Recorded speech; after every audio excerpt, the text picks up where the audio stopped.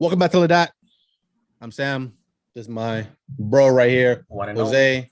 And today we are talking about Leah. Thomas. I'll let you introduce it, Jose. Right, so who is Leah? Tell me about Leah. So Leah Thomas, I know some stuff, but maybe our audience is know enough. All right. So Leah Thomas is basically a transgender woman. She used to be a guy. She transitioned to a female. She used to be in the swimming team for the guys. She actually used to be 8th. There's a misconception that she used to be like last, but she became last after the hormone therapy and yada yada yada. Then her numbers decreased, but she used to be 8th. Question: I've heard that Leah Thompson, excuse me, or Thomas, whichever which it was ranked 425th in the world, and currently she is ranked number 1 for the women's. Isn't that insane? Continue. Can you go? You go ahead. Yeah. So that was after her hormone replacement therapy. So before she was a male, when she was a male, she was 8th. Hormones came in and replacement therapy. And for her team. For her male team, she was 8th. Yes. Then after the hormone replacement therapy and doing what she needed to do, she became like basically all the way last. And now she's basically all the way at first. So you are in the swimming team. I'm going to show a video, and I want you to basically describe how massive of a difference is basically winning by 2 laps. Okay, 2. Okay. This is the video. Let's hit. The video is laggy on itself, but there's some text. Shout out to Abba and Preach. After 15 minutes, Mel, Thompson. It's not very high, by the way. That's why you can't hear anything. Okay. First place, Leah Thomas. Jeez. So she's here right here. As you guys don't know, and this is second place. Second place to over 2 laps to go for second place. She's done. If you guys can see my mouse, she's over here. She's done. 20 seconds. Yes. The crowd holds out for second place. So they cheer for what's her name? What's the lady's name that came in second? You know? I can find out for you right now. I'm just gonna finish the notice cheer for the second place. Okay, so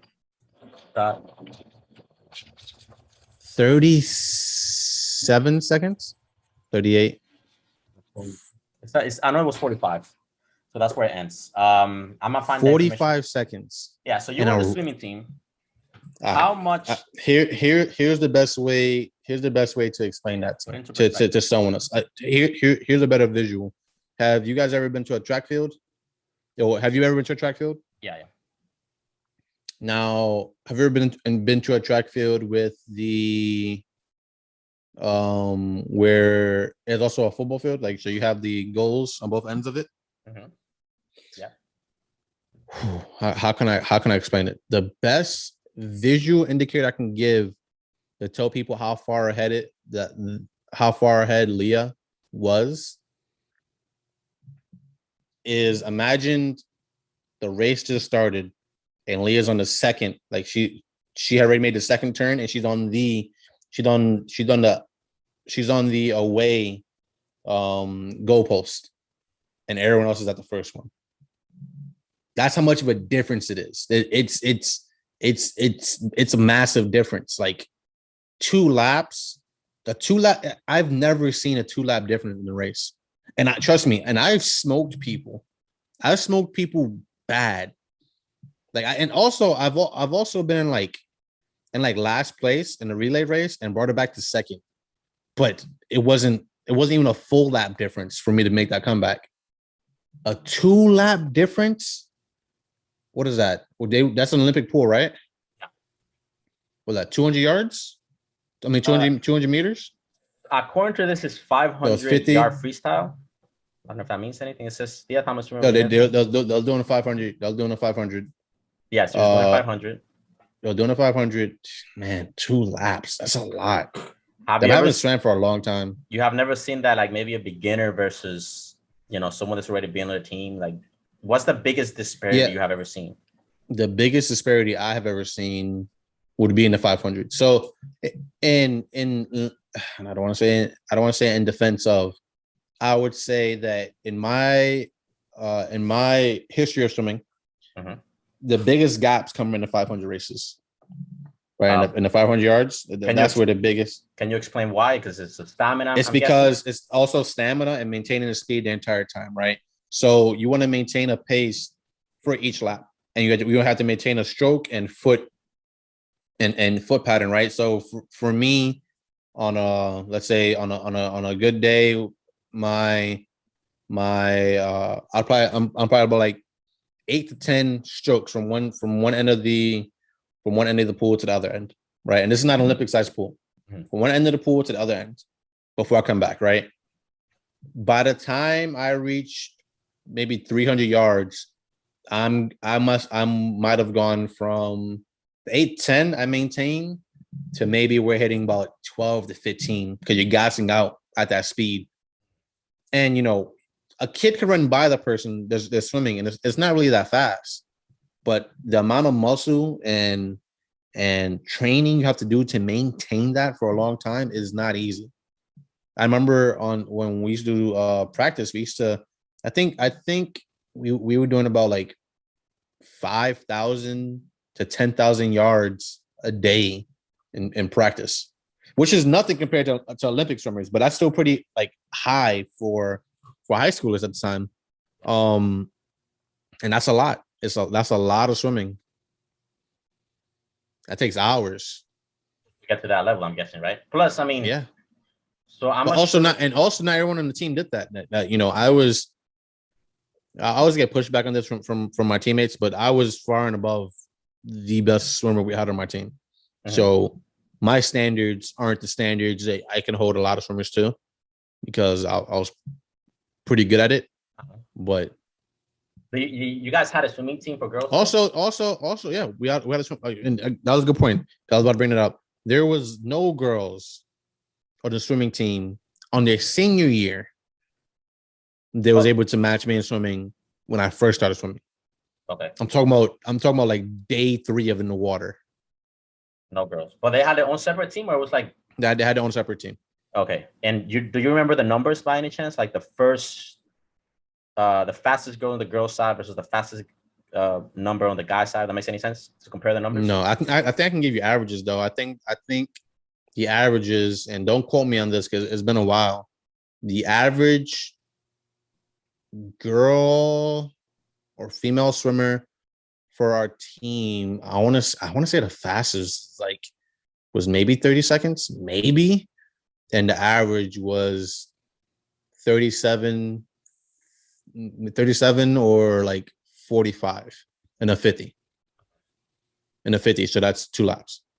And like my last Uh question, just a quick question. So, how big of a difference does basically being, you could say, taller with longer limbs makes when it comes to swimming?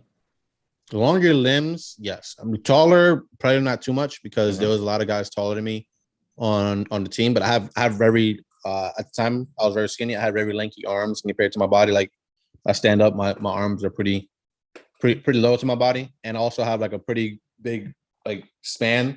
Uh-huh. So it was definitely a benefit to me. Yeah. Especially with the short legs. So my kind of the distance my leg would travel to like kind of paddle down wasn't much. Being tall and lanky, or just lanky in general, like just long limbs, Mhm. you can move more water because you can put your arm out further. You can push more water behind you. So there is a big difference in size. So this is just a picture of the girls swimming team, right? So this is Leah on the Mm-hmm. back. Compare that. The second place winner is actually Kalansi. Destroyed her name. That's her last Was that name. second place? Yeah, the second place was next to Thomas. Thomas. But Okay. I cannot find her first name. Well, This is her I last could name. have. I don't want to say the wrong name. I could have sworn her name was like Emily or something, but I don't know. So this is also Caitlyn Jenner dropped in, and she basically Mm-hmm. said, "I've said from the beginning, biological boys should not compete against biological girls. This woke world we are living in right now is not working." Isn't working. Yeah. So, I mean, and this comes from someone that competed in the Olympics before. Yeah, Yeah, an Olympic level athlete. Like the difference is, it's literally astounding, man. Like it's And again, I think the fastest time I saw for the girls ever in the 3-4 years. Again, and granted, I didn't go to a great school, and I didn't have a school of great swimmers, but the fastest I believe I saw was like 30 seconds, right? And my fastest time was a 24. A 1 second difference in swimming is massive. About 45 Massive. seconds. A full second difference in swimming is like a body, like a full body ahead of someone, right? So if someone's getting 30 and I'm getting 24, it's like I'm a couple body lengths in front of that person. It's actually like massively different. Like it looks like they're going in slow motion. So 45 seconds, that will equal to 2 laps. Around 2 laps. She was winning by 2 laps. Yeah, if someone was doing the 45, if someone was doing the 35 to 45, which I believe was the average, then I'm at least a lap and a half or 2 laps out of them. Basically, what's going on there? Yeah, now that I think about it. So this is basically what happened after they won, and the crowd was basically cheering the second place winner. And then I'm gonna make a point. For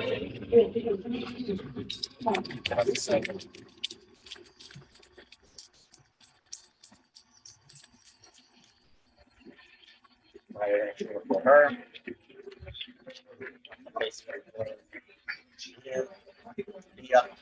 Liam.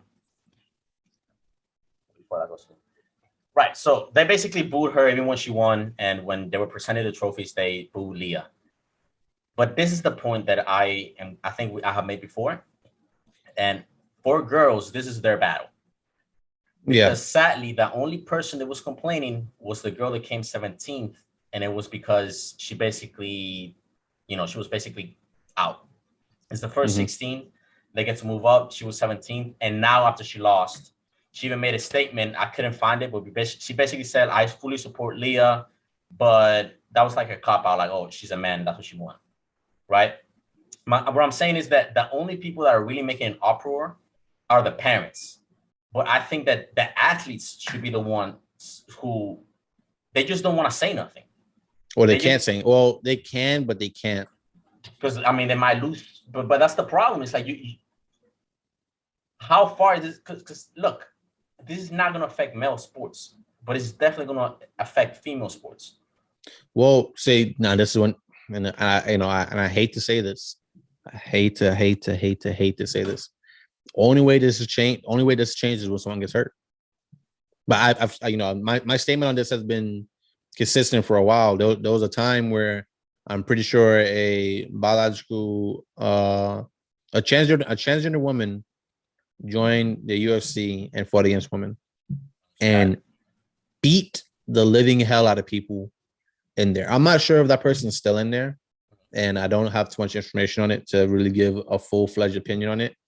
But there was huge pushback, and I've never heard about it again. I believe that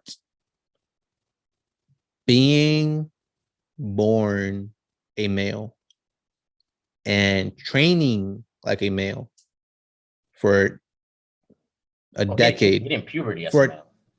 Yeah, so training for a decade. Main thing with the male hormones that course through your body is the equivalent of being on steroids. Yeah. Right.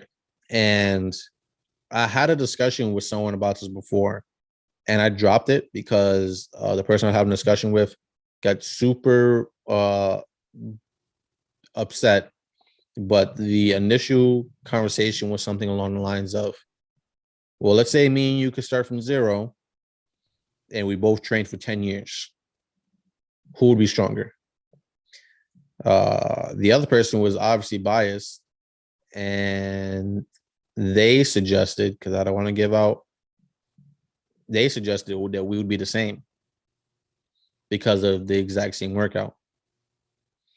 Then I asked, well, you work out now, ain't not stronger than your partner. And that person does not work out at all. And they got quiet. And then, yeah, but we're both starting from zero, and I dropped it there. Like I already knew at that point, there's no point of continuing the conversation because I mean, girl on girl, like girl on no, guy. no. Yeah, Oh, that's ridiculous. yeah, and that's what I'm saying. I almost wanted to say I could train. You could train for 10, and I could train for 1, and I'll basically be at your level. Yeah. If not above, I'll probably enter at your level, and in 1 year be miles above your level. Yeah, I mean, I even seen that with myself back when I was like 148 pounds when I was really skinny. Mm-hmm. And like I subscribed to girls that were powerlifters. Mm-hmm. And like, yeah, when I was 147, not working now, I was not doing the bodybuilding thing. Like they were, deadlifting 315. Mm-hmm. And they were deadlifting 315 on sumo. And Yeah. you guys know sumo is easier.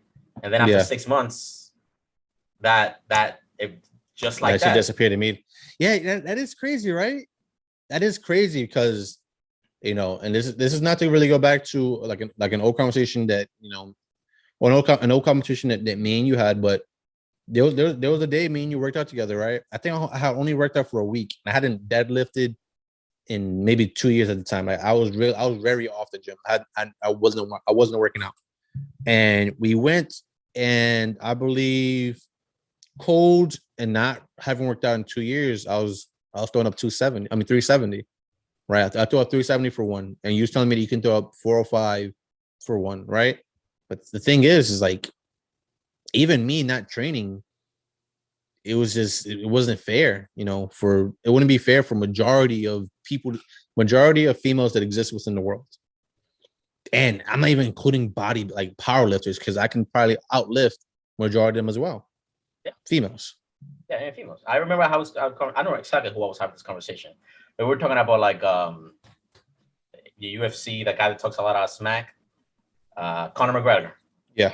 And this person was saying that Conor McGregor will get his ass beat by the girl that was killing it at the time, Ronda Rousey. Yeah, Ronda Rousey. Yeah, I remember this. And he was telling me, oh no, if it was Ronda Rousey versus him, he will get smacked. And I'm like, no, it wouldn't. It's the same people that believe Serena Williams would be the number 1 tennis player of all time, and then Serena had to say it, and people still defended the point, but Serena said no. Like, it's definitely different. Like speed, power, all that stuff is different when you're playing against men.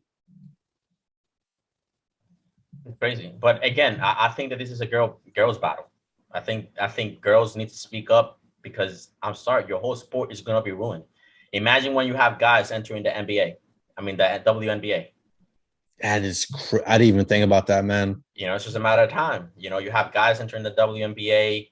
Female sports would disappear. Like everything that I think women have fought for would disappear. I want to end it off here, because I'm gonna ask something controversial, and I'm gonna end it off here. And I don't think no one's really gonna make it this far into the video. I believe that if it started happening in WNBA, I don't think it will be allowed to happen, because I don't believe, being from where I'm from, I don't believe Black people would allow that to happen to their women. I think white people are okay with it. You look at where it's happening at. It's in white dominated sports, right? So I believe the moment it comes into like a Black sport, like a predominantly Black sport, they're not having that shit. I don't think they're gonna have that shit. I'll wait and see. But being from these neighborhoods and seeing how they really put things and hold things down, I don't really see it happening. I mean, all right, guys. Yeah, it's a girl thing. So this has been Lidat. Women, fight for your stuff. Like, share, subscribe. We're on our way to 75. Jose, closing statements. Yeah, talk about the patriarchy. Oh man. Shit. Peace out.